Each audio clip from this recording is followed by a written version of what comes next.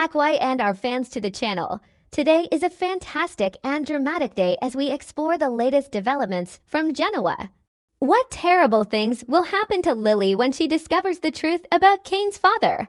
And of course, viewers are also really curious about the secret behind Kane, because we're about to have an explosive episode to discuss. I cannot believe they just did that. I mean, my jaw is literally on the floor right now, and I am typing this so fast my fingers are cramping up.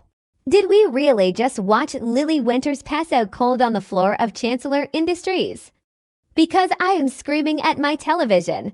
I knew Kane Ashby was up to something shady. I have felt it in my bones for weeks. I knew it, but this is next level betrayal, even for a seasoned liar like him. And Victor Newman just standing there with Matt Clark like a couple of comic book supervillains plotting the end of the world in the middle of her office. I am so overwhelmed with emotions right now that I can barely process what I just watched. React first, explain later. Right, but seriously, Colin Atkinson is alive. Are you actually kidding me right now? I've been watching this show religiously since 2015. And this is by far the most frustrating, yet incredibly juicy, thing they've done with the Ashby family in years. Remember when they tried this fake death nonsense with Diane Jenkins? Yeah, didn't work then either, and it's definitely not going to work for Colin. Colin Atkinson is like a cockroach. You think he's finally gone. You think the Winters family is finally safe from his manipulative, greedy little claws, and bam! He's back, running offshore accounts and orchestrating a hostile takeover from beyond the grave. I mean, how many times can one man cheat death and still have the absolute audacity to try and steal a company from his own family? It is exhausting, but I cannot look away. So let's back up and talk about how we even got to this heart-stopping cliffhanger. Matt Clark. Yes, that Matt Clark. I know some people are loving this vulnerable, amnesiac, or whatever version of Matt lately, but personally, I think he is playing everyone like a fiddle. But right now, he is Victor Newman's personal attack dog, and I have to admit, he is doing a terrifyingly good job at it. Victor ordered Matt to keep an eye on Kane to dig into his recent activities because Victor never trusts anyone, and Matt went full FBI on him. He didn't just follow Kane around Genoa City like a normal private investigator. He dug deep into Kane's finances, and what does he find? Shady transactions. Massive amounts of money moving around in the dark. Because of course Kane is moving money. When is Kane Ashby ever playing it straight? Matt traces these suspicious transactions to a highly secured offshore account. I was sitting here on my couch watching Matt hack into these files thinking, okay, Kane is embezzling. Typical Kane behavior, but no, it's so much worse than simple embezzlement. Matt follows the digital breadcrumbs, and the trail leads directly to a ghost, Colin, freaking Atkinson. Matt realizes with absolute horror that Colin is not dead. He is very much alive, pulling the strings from the shadows, and running this massive, complex financial web to steal Chancellor Industries right out from under Lily. And where do Matt and Victor decide to have this top secret, highly classified conversation? In the Chancellor Industries office. I swear, these characters have zero concept of operational security. They are literally standing in the epicenter of the company they are discussing, just casually dropping nuclear bombs of information. Victor is standing there, probably adjusting his suit with that smug, knowing smirk he gets when he realizes he has utterly destroyed his enemies. Matt is giving him the full rundown, detailing every single piece of evidence that proves Colin is alive and that Kane is in on the entire plot. It was so reckless. Meanwhile, poor, exhausted Lily is working late. Because Lily is always working late trying to hold this fragile empire together. She's been dealing with Devon's absolute fury, the fallout from the fake kidnapping, the stress of being CEO, and now she's just trying to review some contracts or whatever in the dark.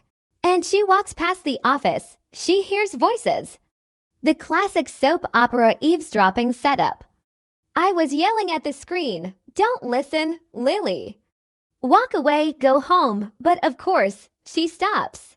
She hides in the shadows, listening to Victor and Matt destroy her entire reality. Let's break down what Lily is actually hearing, because the psychological damage here is astronomical. The first shockwave that hits her is the lie. Kane lied to her, again. After everything they have been through, after all the tears she shed for him, after trying to rebuild their shattered relationship, he looked her dead in the eyes and lied about his father being dead. I am sorry, but how is Lily ever supposed to recover from this? Kane watched her grieve. He watched the family process this death, and he knew the entire time. It's sick. It is genuinely sick, and I am so done with Kane Ashby. Wait, I'm getting ahead of myself, but I just need to vent about Kane for a second. Am I the only one who thinks Kane is the most toxic person in Lily's life? Every single time he promises he has changed, every time he swears he is putting her and the twins first, he pulls a stunt like this. Remember the Juliet storyline, remember all the corporate lies. He is working with his supposedly dead father to steal her company. The company she just got total control over. He is literally plotting a hostile takeover from the inside while pretending to be her supportive co-CEO. It's disgusting. Okay, back to the point. So the second shockwave hits Lily. It's not just a personal betrayal. It's a professional assassination. Chancellor Industries is her legacy. It's Katherine Chancellor's legacy. It's what she has sacrificed her relationship with Devon for. And now she hears Matt Clark laying out exactly how Colin is orchestrating a remote takeover using Kane as his Trojan horse. Lily realizes in real time that the man she trusted is actively trying to destroy her empire. The sheer weight of that realization is too much for one person to bear. You can literally see her world crumbling around her as she stands outside that door. And then it happens. The physical toll of all these lies, all this betrayal, just crushed her. You can see the exact moment her brain just short-circuits. The camera zooms in on her face, and she goes completely pale. Her eyes roll back. And she drops whatever she was holding. It sounded like a metal tray or a heavy binder. It made a huge clattering sound and she just collapses. She faints dead away on the hard floor of the Chancellor office. The thud was so loud. And the look on Victor and Matt's faces when they hear the crash and realize they've been overheard. Pure cinematic gold. I was jumping up and down in my living room. I mean, imagine being Victor in that moment. You think you are a god, pulling the strings, and suddenly the CEO of the company you are standing in is unconscious on the floor because of the secrets you just spilled. Will Victor actually help her, or will he use this medical emergency to his advantage? Knowing Victor Newman, he's already calculating how Lily's collapse can help him seize Chancellor back. And Matt. Matt looked genuinely panicked for a split second, but you know his mind is racing too. They are exposed. Lily knows everything now. The secret is out, and it is going to burn Genoa City to the ground. So what is going to happen next week? I am dreading it, but I am also absolutely here for it. Lily is going to wake up in a hospital bed, or maybe just on the couch in the office, and she is going to have to face Kane. I want her to destroy him. I want her to take every single share of Chancellor he owns, strip him of his co-CEO title, and throw him out of Genoa City forever. But knowing Lily, she might try to play the long game. What if she pretends she didn't hear anything? What if she uses Matt's intel to set a trap for Colin and Kane?